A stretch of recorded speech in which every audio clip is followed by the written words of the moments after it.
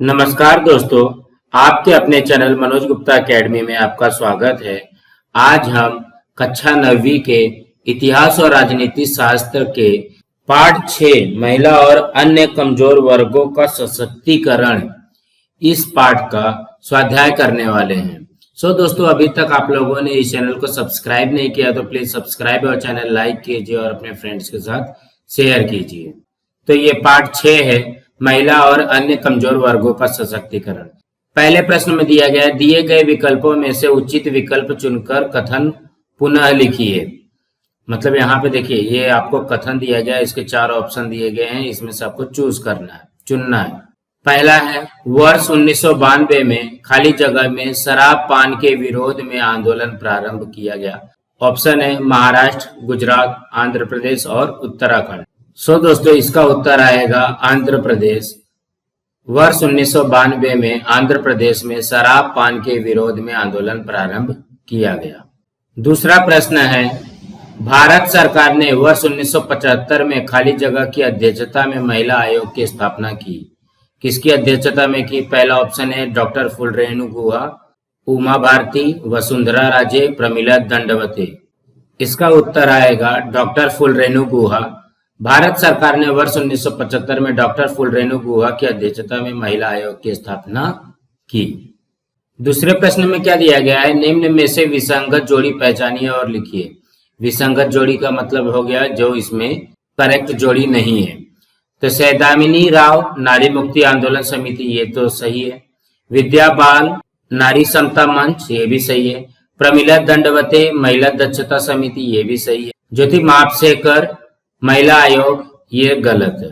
इसमें असत्य जोड़ी में आ जाएगा ज्योति मापसेकर महिला आयोग, और सुधारित सत्य जोड़ी में आएगा ज्योति मापसेकर मुल्की झाली हो, ये नुक्कड़ नाटक इन्होंने किया था।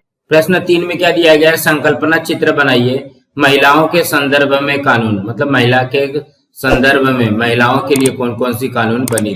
1952 में सुधार कानून बना, 1961 में दहेज प्रतिबंधित कानून बना, 1961 में प्रसूति सुविधा अधिनियम कानून बना, 1984 में दहेज प्रतिबंधित सुधार अधिनियम कानून बना, 1988 में सती प्रतिबंधित कानून बना। प्रश्न 4 में दिया गया है, अवधारणा स्पष्ट कीजिए। मतलब ये जो दिया गया है गुजारा भत्ता, गुजारा भत्ता किसको कहा जाता है? यदि किसी विवाहित स्त्री से उसका पति संबंध विच्छेद तलाक कर लेता है तो उस स्त्री के गुजारे के लिए उसके पति को उसे प्रतिमाह एक निश्चित धनराशि देनी पड़ती है। इस धनराशि को ही गुजारा भत्ता कहते हैं। कहने का क्या मतलब है, किसी पति पत्नी में जब भी तलाक होती है तो पति द्वारा पत्नी को जो भी खर्चे के लिए पैसे दिए जाते हैं उसी को ही गुजारा भत्ता कहा जाता है। दूसरा दिया गया है अल्पसंख्यक। किसी समाज में लोगों को जो समूह धार्मिक, भाषाई और वंश की दृष्टि से संख्या में कम होता है उसे ही अल्पसंख्यक कहते हैं। मतलब कोई भी समाज हो गया, उसमें धर्म के हिसाब से, भाषा के हिसाब से या वंश के हिसाब से उनकी संख्या हमारे देश में कम होगी, उसी को ही अल्पसंख्यक कहते हैं। जैसे मुस्लिम हो गए, सिख हो गए, ईसाई हो गए, जैन हो गए, बौद्ध हो गए, ये सब क्या है, अल्पसंख्यक में आते हैं। 5वें प्रश्न में दिया गया है, निम्न कथन कारण सहित स्पष्ट कीजिए। मतलब इसका कारण भी हमको बताना है। पहला है, नारी मुक्ति आंदोलन प्रारंभ हुआ। नारी मुक्ति आंदोलन क्यों प्रारंभ हुआ? यहाँ पे देखिए उत्तर में, महाराष्ट्र में 1975 में स्त्री मुक्ति संघर्ष समिति की ओर से महिलाओं के लिए राज्यव्यापी परिषद का आयोजन किया गया। वर्ष 1978 में इस समिति में लिंग भेद और जाति भेद के विरुद्ध संघर्ष करने की घोषणा की गई। मतलब महिलाओं के लिए एक परिषद बनाया गया और उसमें लिंग भेद और जाति भेद, मतलब जाति के हिसाब से भेद किया गया और लिंग भेद मतलब स्त्री पुरुष का भेद किया गया। अनेक महिलाओं ने नुक्कड़ नाटक, गीत संग्रह, दल बनाना आदि उपक्रम प्रारंभ किए। स्त्री अत्याचार विरोधी परिषद का आयोजन किया गया। अनेक दलों और संगठनों ने दहेज, स्त्री भ्रूण हत्या, पारिवारिक अत्याचार जैसी समस्याओं पर संघर्ष किया। महिलाओं को समस्याओं पर संशोधनात्मक कार्य प्रारंभ हुए। इन सभी गतिविधियों से ही महाराष्ट्र में नारी मुक्ति आंदोलन प्रारंभ हुआ। मतलब स्त्रियों ने अपने अधिकार के लिए लड़ाई किया, संघर्ष किया। दोस्तों, इसका स्क्रीनशॉट ले लो, फिर हम लोग नेक्स्ट देखते हैं। दूसरे में क्या दिया गया है, वर्ष 1984 में दहेज प्रथा सुधार कानून बनाया गया। मतलब जो दहेज प्रथा थी उसमें क्या क्या कानून बनाए गए। उसमें पहला पॉइंट दिया गया है, भारत में 1961 का दहेज प्रतिबंधित कानून लागू होने पर भी अनेक स्त्रियों की संशयास्पद मृत्यु होती ही थी। मतलब दहेज के लिए स्त्रियों को मारा जाता था। मृत्यु की इन घटनाओं की गहराई में जांच पड़ताल करने पर जो कारण प्रकाश में आता है वह दहेज ही था। तो उसका जांच पड़ताल किया गया तो उसमें ये आया कि मेन इसका रीजन क्या है, दहेज ही है। पुलिस प्रशासन, न्याय व्यवस्था सभी का मत था कि दहेज प्रतिबंधित कानून में सुधार करके उसे अधिक कठोर बनाना चाहिए।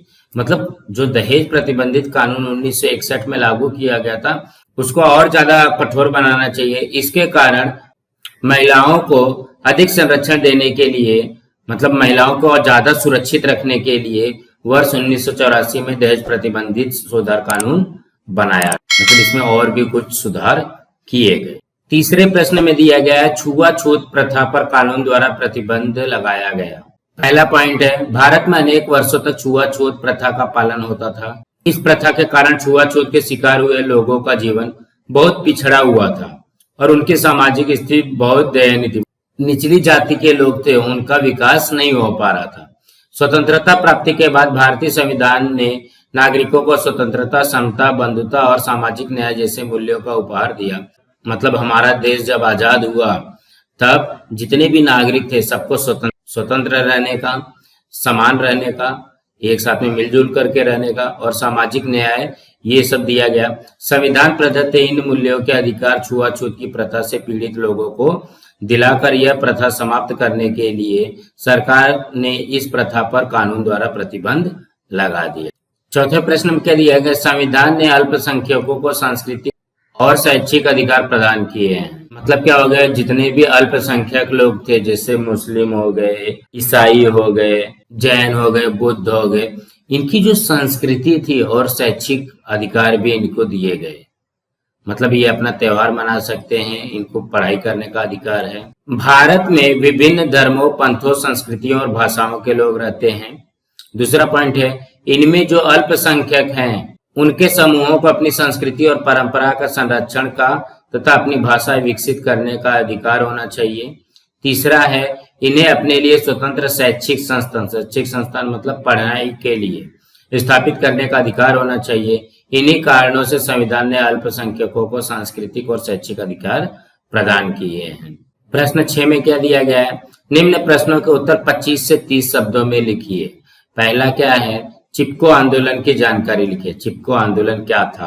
तो इसके उत्तर में, हिमालय के तलहटी वाले जंगलों के पेड़ व्यापारिक उद्देश्य से बड़े पैमाने पर काटे जाने वाले थे।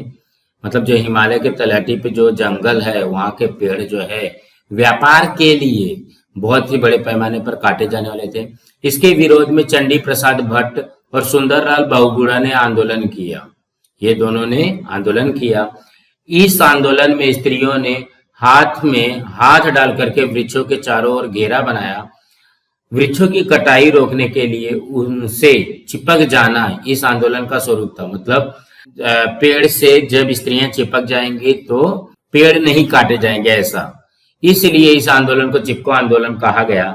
इस आंदोलन के कारण वृक्षों की कटाई तो रुकी, परंतु इसके साथ ही स्त्री शक्ति का प्रकटीकरण भी देखने को मिला कि स्त्रियां चाहें तो बहुत कुछ कर सकती। दूसरा है, मानवाधिकार संरक्षण कानून की जानकारी लिखिए। मतलब मानव के अधिकार की जो संरक्षण कानून है उसके बारे में लिखना है।